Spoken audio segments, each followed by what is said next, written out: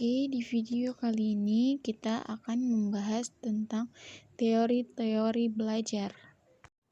Sebelum kita memulai materi, jangan lupa like, komen, dan subscribe. Terdapat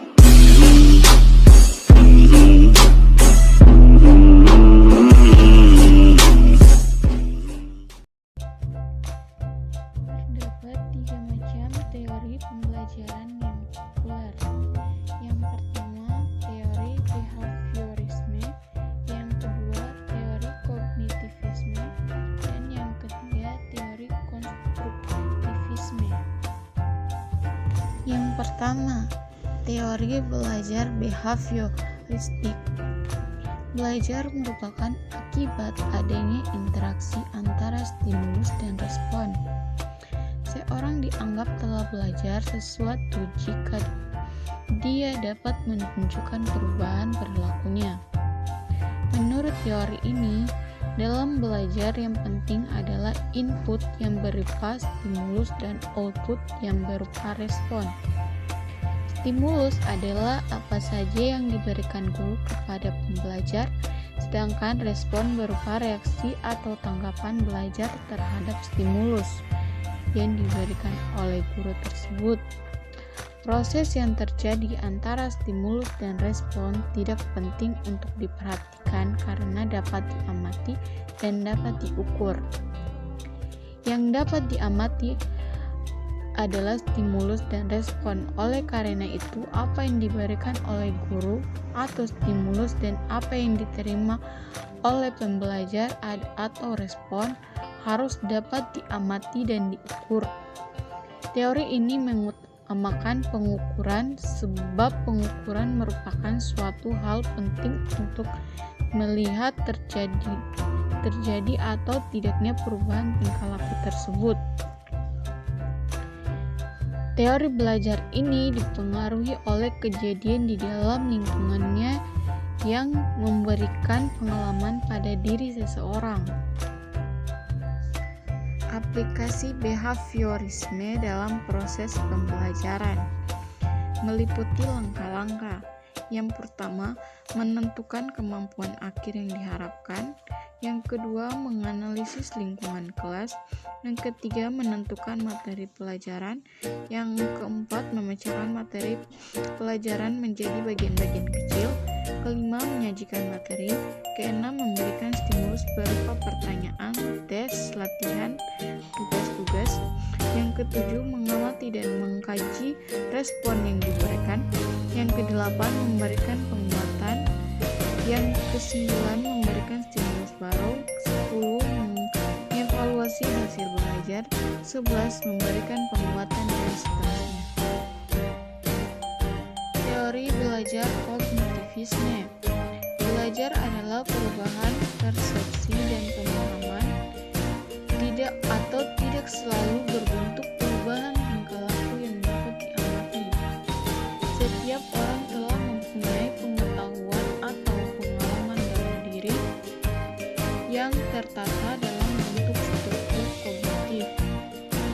Proses belajar terjadi bila materi yang baru beradaptasi dengan struktur kognitif yang sudah dimiliki. Teori belajar yang berkembang berdasarkan teori ini ialah teori perkembangan Piaget, teori kognitif Brunner, dan teori bermakna Ausubel. Kritik atau kelemahan.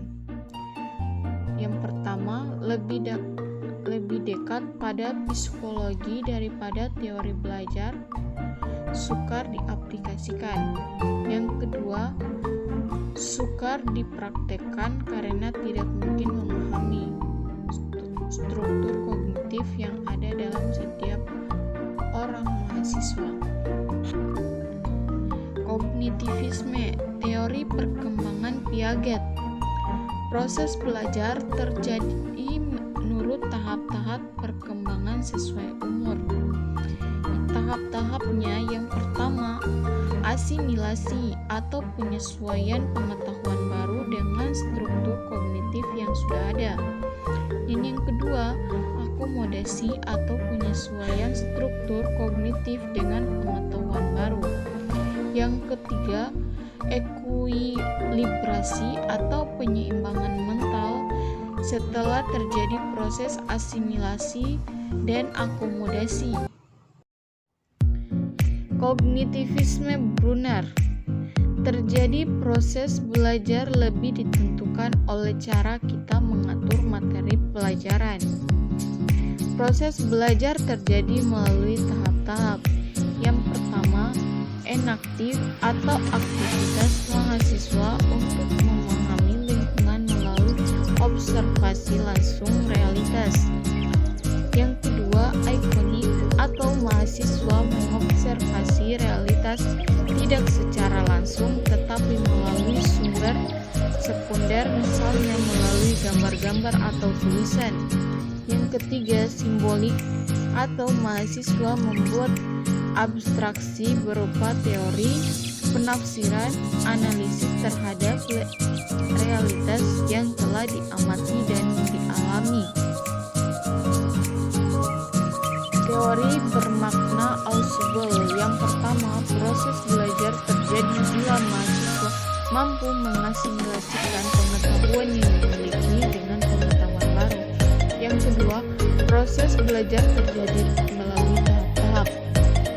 Memperhatikan stimulus yang diberikan, memahami makna stimulus, menyimpan dan menggunakan informasi yang sudah dipahami, dan yang ketiga, konsep penting, yang merupakan gambaran singkat isi pelajaran baru yang berfungsi sebagai kerangka konseptual sebagai titik tolak proses belajar, penghubung antara ilmu yang baru dengan apa yang sudah dimiliki mahasiswa, fasilitator yang mempermudah mahasiswa belajar.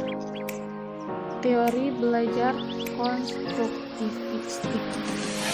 Teori ini percaya bahwa seseorang mampu mencari sendiri masalah, menyusun sendiri pengetahuannya melalui kemampuan berpikir dan tantangan yang dihadapinya, menyelesaikan dan membuat konsep mengenai keseluruhan pengalaman realistik dan teori dalam satu pengetahuan yang utuh. Prinsip konstruktivisme. Yang pertama, pengetahuan dibangun oleh diri sendiri. Yang kedua, pengetahuan tidak dapat dipindahkan dari dosen ke mahasiswa.